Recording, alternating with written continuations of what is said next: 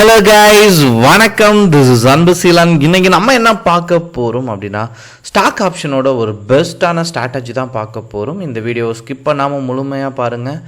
Education பர்பஸ்க்காக என்னுடைய Telegram group, WhatsApp குரூப்பில் இணையனும் விருப்பம் உள்ளவங்க டிஸ்கிரிப்ஷன் பாக்ஸில் லிங்க் கொடுத்துருக்கேன். அந்த லிங்க்கை பயன்பெற்று கொள்ளலாம். இப்போ நம்ம வீடியோக்குள்ளே போகலாம். ஸோ வீடியோவில் போகிறதுக்கு முன்னாடி ஒரு சின்ன விஷயம் ஷேர் பண்ணிக்கிறேன். என்னுடைய டிஸ்கிரிப்ஷனில் இருக்கிற என்னுடைய லிங்க் ஒர்க் ஆகலை, டெலகிராம் லிங்க் அப்படின்னா ஜேபிஏ தமிழ் ஷேர் மார்க்கெட் அப்படின்னு சொல்லிட்டு டெலகிராமில் சர்ச் பண்ணுங்கள்.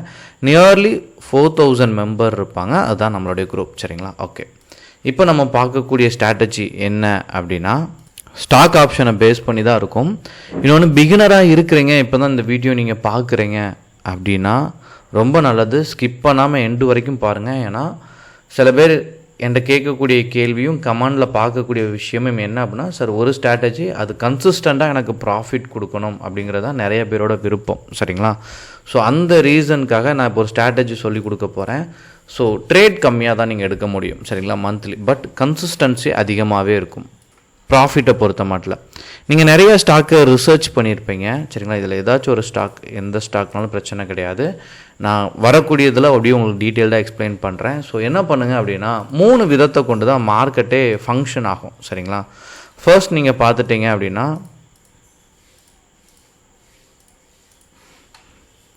ஸோ ஒரு மார்க்கெட் எப்படி மூவ் ஆகிட்ருக்கும் அப்படின்னு பார்த்தீங்கன்னா, அப் ட்ரெண்டில் மூவ் ஆகிட்ருக்கும். சரிங்களா? இந்த ஸ்டாக்கை பைக்கு பயன்படுத்தணும். அதே மாதிரி சில ஸ்டாக் பார்த்தீங்கன்னா ஃப்ளாட்டாக ட்ராவல் ஆகிட்ருக்கும். சரிங்களா? இதில் சப்போர்ட் அண்ட் ரெசிஸ்டன்ட் கரெக்டாக எடுத்துகிட்டு, ரெசிஸ்டன்ட்லேருந்து சப்போர்ட்டை நோக்கி வரும்போது செல்லும், சப்போர்ட்லேருந்து ரெசிஸ்டன்ட்டை நோக்கி போகும்போது பையும் எடுக்கணும். சரிங்களா? இதில் நீங்கள் ரெண்டுத்துக்குமே ஃப்ளாட்டை பொறுத்த மட்டும் யூஸ் பண்ணிக்கலாம். சில ஸ்டாக் சரிங்களா டவுன் ட்ரெண்டை நோக்கி வந்துட்டே இருக்கும்.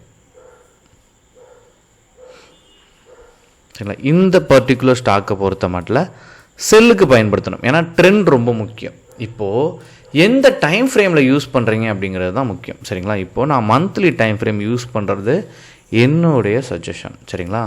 ஸோ என்ன பண்ணுங்க அப்படின்னா, இதில் சப்போர்ட் அண்ட் ரெசிஸ்டன்ட் ஈஸியாகவே நம்ம என்ன பண்ணிடலாம் அப்படின்னா நம்ம எடுத்துக்கலாம். நீங்கள் ஃபைண்ட் அவுட் பண்ண வேண்டியதை இந்த ஜிக்ஸாக் மோடை கிளியராக ஃபைண்ட் அவுட் பண்ணிடுங்க. சரிங்களா? இதை நீங்கள் ஃபைண்ட் அவுட் பண்ணிட்டீங்க அப்படின்னா, சப்போர்ட்லேருந்து ரெசிஸ்டன்ட் நோக்கி போகும்போது சரிங்களா மந்த்லி கேண்டில் பிரேக் பண்ணாலே என்ட்ரி கொடுத்தாலே ப்ராஃபிட் இருக்கும். நீங்கள் மேஜராக செக் பண்ணி பாருங்கள், உங்களுக்கு ஃபெயிலியருக்கான சான்ஸே இருக்காது. சரிங்களா? பட் சூழலை பேஸ் பண்ணி ட்ரேட் பண்ண கற்றுக்கணும். இது மந்த்லி டைம் ஃப்ரேம் வச்சு சப்போர்ட்லேருந்து ரெசிஸ்டன்ட்டை நோக்கி போகும்போது நம்ம பை பண்ணுவோம். ஸ்டாக்கை எப்படி செலக்ட் பண்ணணும் அப்படிங்கிற ஒரு கன்ஃபியூஷன் வரும். இதில் மட்டும் கொஞ்சம் கிளாரிட்டி வேணும். என்ன அப்படின்னா, நீங்கள் நேராக போயிட்டு மார்க்கெட் டேட்டா கிளிக் பண்ணுங்கள், இண்டிசஸ்ன்னு இருக்கும், இதை கிளிக் பண்ணுங்கள். கிளிக் பண்ணிங்கன்னா இங்கே நீங்கள் பார்க்கும்போது ஸ்டாக் எந்த ஸ்டாக்கில் ட்ரேட் பண்ணுறது பெஸ்ட்டாக இருக்கும் அப்படின்னா, செக்டாரல் இண்டிசஸ் இதை எடுத்துக்கோங்க. சரிங்களா?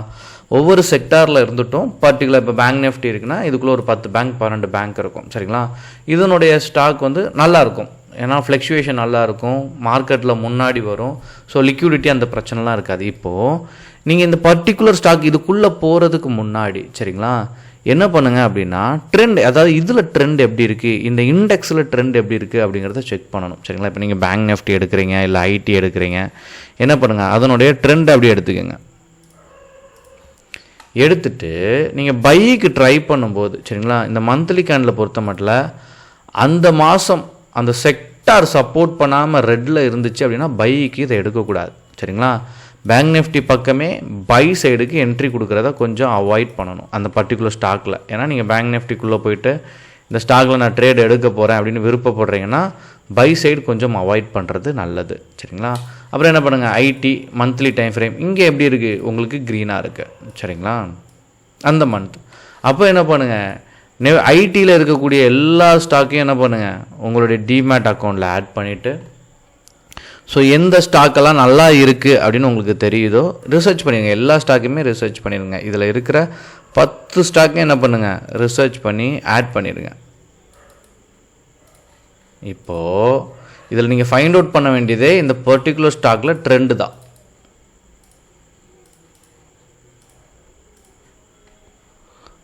எல்லா ஸ்டாக்கையும் எடுத்து செக் பண்ணி ட்ரெண்ட் நல்லா இருக்குது ப்ரீவியஸ் மந்த், அதாவது இது எப்படி போகுது அப்படின்னா ரெசிஸ்டன்ட்லேருந்து சப்போர்ட்டை நோக்கி வருது சரிங்களா. ஸோ இங்கே ப்ரீவியஸ் மந்தோட லோவை பிரேக் பண்ணும்போது என்ட்ரி, சப்போர்ட்லேருந்து ரெசிஸ்டன்ட் நோக்கி போகும்போது ஏன்னா ஐடி ஸ்ட்ராங்காக இருக்குது, கன்ஃபர்மேஷன் அந்த மந்த் க்ரீனாக இருக்குது.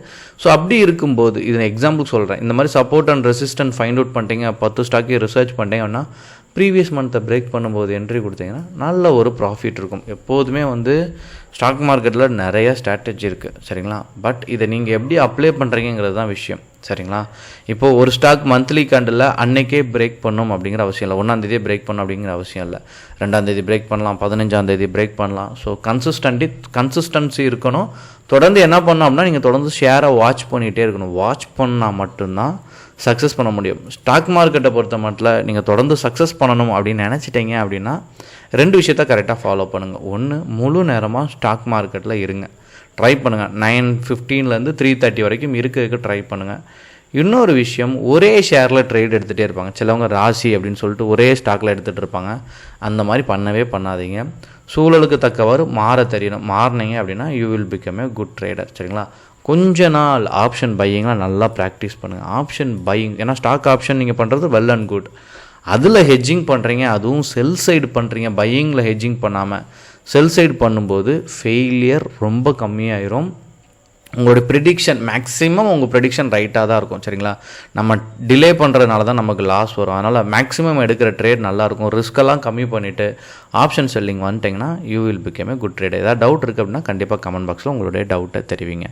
Okay guys, thank you so much for வாட்சிங் this video. Tata, bye bye, see you.